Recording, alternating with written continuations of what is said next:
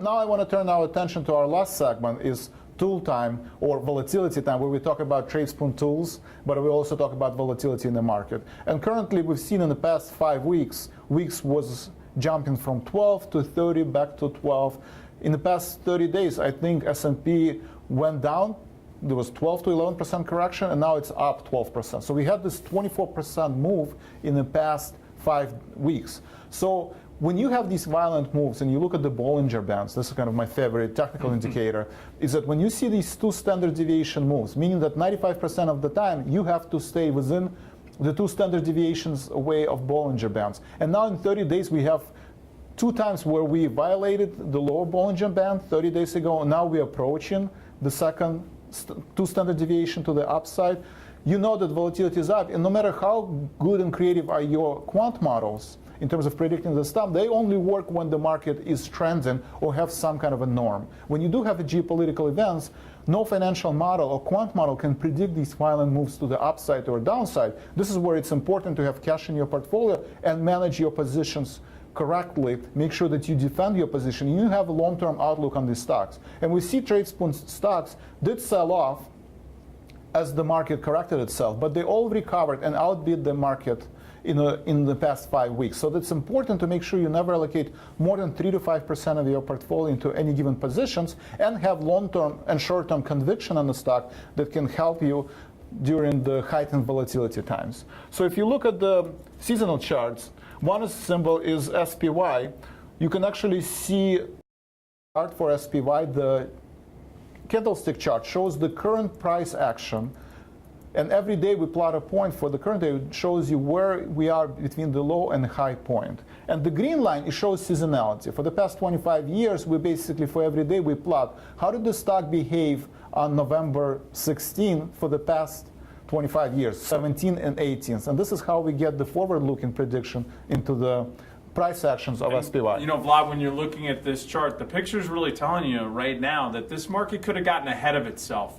With that recovery coming so quickly off of those lows, you see that right now from a seasonal perspective that the market has already reached a level that we weren't expecting to see if you do look at seasonality until the end of December into the January area.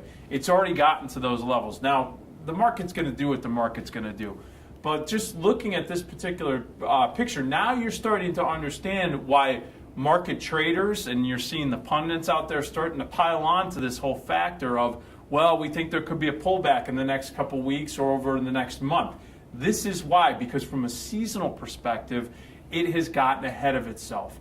And another thing is that you're not seeing that the market, you're not seeing new money coming in, right? And you're not seeing any natural buyers, and the ones that are natural sellers haven't piled in yet. So we want to keep an eye on that. Yes, and I think window dressing is important. A lot of the institutional investors are friends that are managing managing capital institutional companies like UBS and Fidelity. Everybody is trying to, going to, at the end of the year, to make some numbers, and especially that S&P has been up 12%. A lot of institutional investors and retail investors have missed the rally. So I think this grinding to the upside is caused by that effect. But ultimately, at some point, people who made this money, 10 to 12% return based on S&P this year, there will be a pullback. And as you saw on the chart, there is a short-term pullback that we anticipate based on our seasonality, looking at the green line on your screen. So Vlad, with that being said, kind of looking at the tools right now, if you go in, let's say that you do believe that there could be a pullback over the next couple weeks, you could go to your bearish section, right? Correct.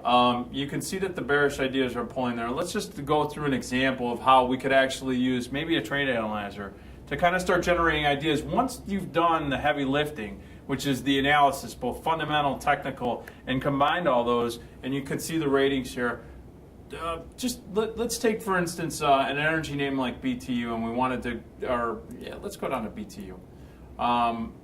And so what do you do from here if you want to look for some trade ideas? So if you're bearish on coal miners, you can go, and you believe that long-term ratings is bearish both 6 to 18 months and the short term, you can go to the analyzer, trade analyzer. Sorry, I went to the wrong one, of course. Oh, that's right. Look at You the can go. seasonality chart. Oh, that's interesting. Yes.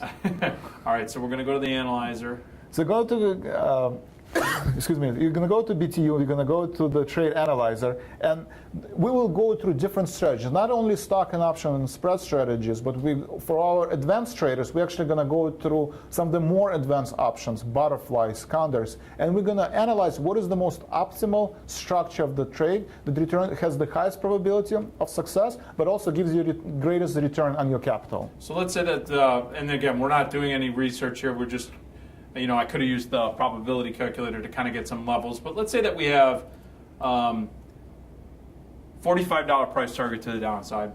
We have an expiration of the third Friday in January expiration. And we've got $2,000 and we're going to leave volatility alone.